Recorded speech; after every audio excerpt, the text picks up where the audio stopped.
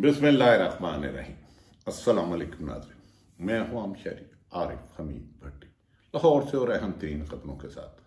नाज़रीन, लगता है कि लाडले को जो लंदन से लाए थे, अब उन्हें लाडले का वजन उठाना उनके लिए मुश्किल होता जा रहा है।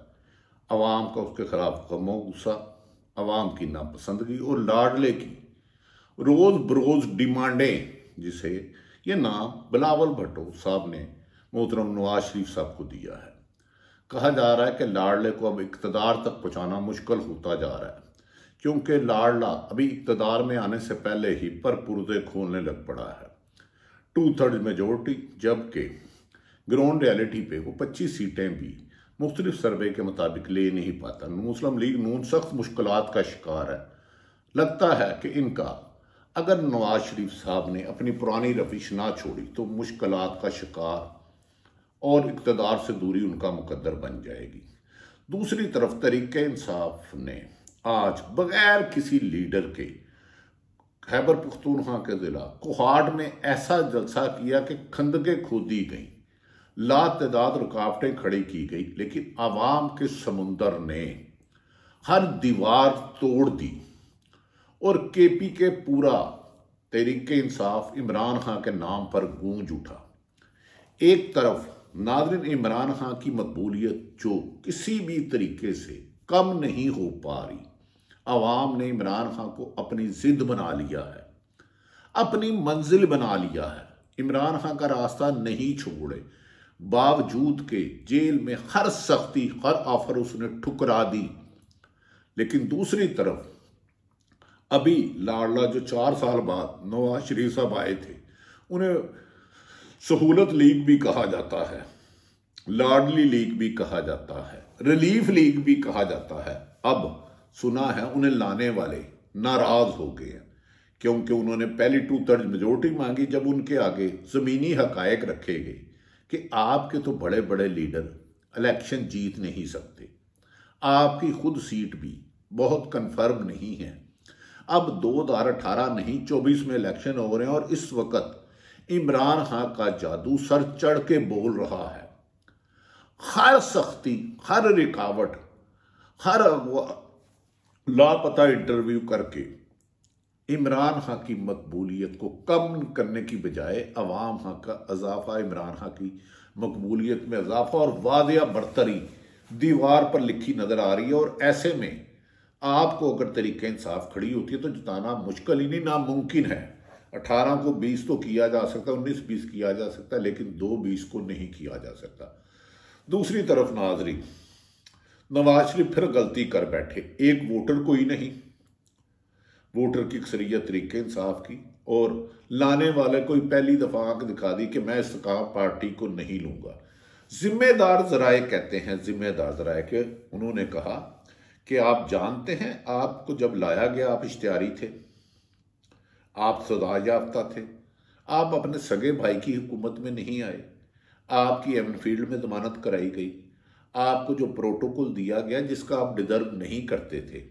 तो ये जो हुकूमत इमरान खान की गिराई गई है 9 अप्रैल, ये इस्तेकाम पार्टी के लोगों को पहले मिलाया गया, पहले फिर बाप पार्टी को बुलाया गया, पीपल्स पार्टी को बुलाया गया, मौलाना फजलुर रहमान को बुलाया गया, MQM को बुलाया गया। तो आपने तो उसको किया ही नहीं। आपको तो मुफ्त का हम रेगुलर दे रहे हैं। एक तो आप अपना वजन नहीं उठा सके, दूसरी आप कभी कहते हैं कि मैं इस्तेकाम पार्टी को सीटें नहीं दूंगा। तो इस्तेकाम पार्टी की पोजीशन तो आपसे बेहतर है। दूसरा आप कह रहे हैं कि मैं परवेज खट्टक को नहीं कहूँगा, उन्होंने कहा इस्तेकाम पार्टी तो हमने बनवाई। यानी कुछ सियासतदानों का ये दावा है, कुछ सियासतदानों का, परवेज खट्टक को हमने उससे अलग किया। वो तो सारी उम्र 23 तारीख को बयान दिया था कि 9 मई का इमरान खान के से कोई वास्ता नहीं है। उन्होंने कहा कि लोगों को तरीके इंसाफ से हमने जुदा किया, मुकदमात, हजारों मुकदमात दर्ज किए। ये अब निगरान हुकूमत से मुबैना तौर पर या उनके कुछ जानने वालों से मुलाकात हो रही है और इमरान खान नवाज शरीफ को चिट्टा जवाब मिल गया है कि अगर आपने अपना रवैया दुरुस्त ना किया और हमने जिस जिस जमात को किया उसको अकोमोडेट ना किया तो फिर याद रख लें तहरीके इंसाफ के उम्मीदवार इलेक्शन में हिस्सा लेंगे। अगर तहरीके इंसाफ के साथ आप मुकाबला कर सकते हैं तो 100 दफ़ा करें, आप आ जाएं इक़्तिदार में। सुना है ये बात सुन के मुस्लिम लीग नून के गुब्बारे में से हवा गिरी निकली और गुब्बारा ज़मीन बोझ हो गया। उन्होंने कहा अगर तरीके इंसाफ के उम्मीदवार आते हैं तो लाहौर से कोई सीट जीतना मुश्किल हो जाएगा। इस्तेकाम पार्टी ने 40 सीटें मांग ली, वो कह रहे हैं और तो और अलीम खां और दीगर ओन चौधरी और पता नहीं किसको दे रहे हैं। तो दूसरी तरफ अगर इनको ये सीटें देते हैं ख्वाजा साद रफीक, जिसे लाख के खिलाफ हो लेकिन नून लीग से उसका पुराना साथ है, बीच में उनकी चपकलशें होती नहीं, अयाज सादत नून लीग का मेन प्लेयर है, अगर इन बड़ी 4 सीटें अगर वो पंजाब लाहौर से उन्हें देते हैं तो फिर मुस्लिम लीग नून तो दफन हो गई सियासी तौर पर।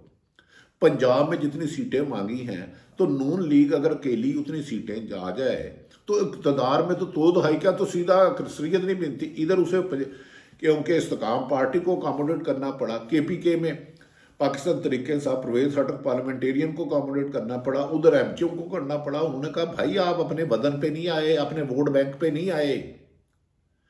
अगर इमरान नवाज शरीफ ने मजीद डिमांड बढ़ाई, मैं लफ्ज कह रहा हूं, अगर कल का मुझे नहीं पता, मैं इस वक्त तक की बात करूं, कल गैब का इल्म मेरे अल्लाह के पास है, तो लगता है कि लंदन प्लान फेल होने वाला है अगर नवाज शरीफ ने पीछे मुड़ के ना देखा। दूसरी तरफ गुजरात में होने वाले फ्लॉप जलसे ने मुस्लिम लीग नून को अब कहीं का नहीं छोड़ा। अब वो अवामी राय या अवामी वोट को इज्जत दो को दफन कर दिया। जलसे में नहायत कम तादाद लोगों की सरकारी प्रोटोकॉल में होने वाला जलसा अवाम की ताईद से महरूम निकला। कुर्सियां एक दूसरे से बातें करती रही, हम पे भी कोई बैठ जाए, असी तो वेले हो गए सवेर दे, पता नहीं हम साड़ा किराया भी मिलेगा कि नहीं मिलेगा ना। मौजूदा सूरत हाल इसीलिए चंद दिन पहले शायद हालात को ढांप लिया कि नवाज शरीफ समझ गए कि वो इक़्तिदार में नहीं आ सकते या इलेक्शन नहीं जीत सकते, तो उन्होंने फिर अदारों के मुहारिब बयानिया बनाना चाहा। उन्होंने कहा पहले एहतसाब होगा, 93 में मेरी हुकूमत किसने गिराई, क्यों गिराई, उनको कटहरे में लाओ। दूसरी तरफ उन्होंने कहा कि 99 में किसने गिराई, 17 में क्यों गिराई, तो 2 दफ़ा तो खुद इन्होंने पीपल्स पार्टी की हुकूमत गिराई, फिर उसका भी एहतसाब होना चाहिए।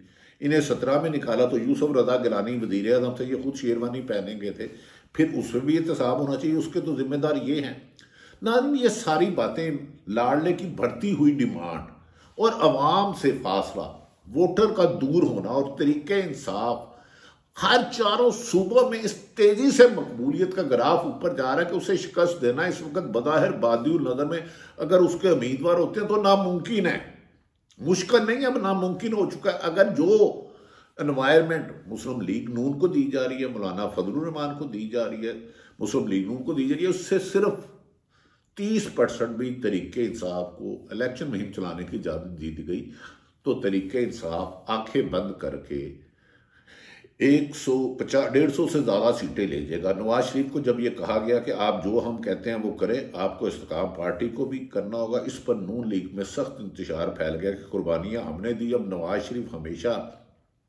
पहले सिरे महल चले गए, फिर लंदन चले गए, अब एक तरफ खुद बैठते हैं, दूसरी तरफ भाई मोहतरम शहबाज शरीफ सब लेफ्ट पे, बहन मरियम नवाज, तो दूसरी तरफ वजारत आला भी नहीं हमें मिलनी, उधर से पीपल्स पार्टी चढ़ाई कर रही है। उन्होंने नवाज शरीफ को सिलेक्टेड कहना शुरू कर दिया कि नवाज शरीफ सिलेक्शन के लिए बेताब है, लेकिन हम इसकी सिलेक्शन नहीं होने देंगे। नज़र में ऐसा लगता है कि नवाज शरीफ पुराने रवैये पर जाने लगे हैं, क्योंकि इस वक्त 18 में इनकी पोजीशन इससे बहुत बेहतर थी जो ईमानदारी की राय है वोटर में, लेकिन अब बहुत ज़्यादा ग्राफ नीचे गिर गया। 16 माह की PDM की हुकूमत और इमरान खान के खिलाफ पूरे मुल्क में क्रैकडाउन, जिस तरह इंसानियत की तजलील की गई, जबर किया गया, जुल्म किया गया, लोगों को अगवा किया गया, मारा गया, 20-20 मुकदमत हुए तो फिर भी रिहा ना किया गया, 16 MPO के तहत गिरफ्तार कर लिया गया, फिर मुकदमे, फिर अगवा कर लिए गए, यहाँ तक कि हाई कोर्ट के जज साहब को यह कहना पड़ गया कि हम आपको जमानत दे दें तो रिहाई नहीं होगी, तो लिहाजा आप मेहरबानी करके जाके प्रेस कॉन्फ्रेंस करें। लेकिन इसके बावजूद अमीर हो गरीब हो, सरकारी अफसर हो मुलाजम हो, प्राइवेट आदमी हो, बिजनेसमैन हो, किसान हो, मजदूर हो, डॉक्टर हो, इंजीनियर हो, या किसी भी इदारे से बसता हो, इमरान खान की मकबूलियत 80+ होती जा रही है। दूसरी तरफ आज अटक में KPK पुलिस पागल हो चुकी है। हर इमरान खान के वर्कर कन्वेंशन पे जो नाम लेके होता है तो उसको रोकने के लिए सड़कें खोद दी जाती हैं, कंटेनर खड़े कर दिए जाते हैं, लेकिन अवाम का जमे गफीर है और यही स्ट्रेटेजी पंजाब में बनाई है। अगर नवाज शरीफ के लिए लगता है इक़्तिदार में लाना मुश्किल है, दूसरी तरफ मरियम नवाज के बारे में कहा जाता था वो जाते प्राउड क्राउड पुलर है। गुजरात का नाकाम जलसा, नवाज शरीफ का सिर्फ 4 दीवारी में महदूद रहना, रोजाना मीटिंगें करना और इस्तेकाम पार्टी को इतनी 40 सीटों की डिमांड के बाद नून लीग अंदरूनी इंतशार का भी शिकार है। अगर वो लाने वालों को जिनके वो लाडले उन्हें नाराज करते हैं तो फिर इनकी तो सियासत का बरिया बोल, फिर इमरान नवाज शरीफ को रातों रात बाहर जाना पड़ेगा। अब लगता है कि नवाज शरीफ का इन हालात में मुल्क का वजीर आज़म बनना ख्वाहिश और कोशिश जरूर है, लेकिन बहुत दुश्वार है, मुश्किल है, क्योंकि बाद अदारे ये महसूस करने लग पड़े हैं नून लीग को इक़्तिदार दिलाते हुए और पीटीए को दीवार से लगाते हुए आवाम का गमो गुस्सा सियासी जमातों से ज़्यादा पुलिस, एंटी करप्शन और नैब की तरफ भी आ गया है। लोग कहते हैं ये सरकारी इदारे हमारी हिफाजत के लिए हैं या हमें अगवा करने के लिए, हमें मारने पीटने के लिए। दूसरी तरफ नाजरीन, कल वजीर आज़म पाकिस्तान काकड़ ने कहा पाकिस्तान में दायरे राय की आज़ादी है और सबके लिए सियासी इन्वायरमेंट है। जुवेद हाशमी समेत सारी दुनिया कहती है पाकिस्तान का स्याह तरीन सियासी और सहाफती दौर है। पाकिस्तान से बाहर बैठे एक शख्स एक पूरी किताब मुर्तब कर रहा, लिख रहा है किस शख्स को किसने अगवा किया, कहाँ लेकर गया, कहाँ रखा गया, कितना मारा, किस तरह पार्टी छोड़ी और किस किस सहाफ़ी पर किस किस तरह दबाव डाला गया, किस किस ने दबाव डाला। ये नाम लेके सारे हकायक है। आज ये ना हकीकत सामने आए, 5-10 साल पहले रावी लिखेगा। आज कुछ लोगों को साबिक स्टैब्लिशमेंट के अफसरान के नाम लेके टीवी पे लेने की इजाज़त है और वो कहते हैं उसने उसको उठा लिया, उसकी सियासी बदल ली।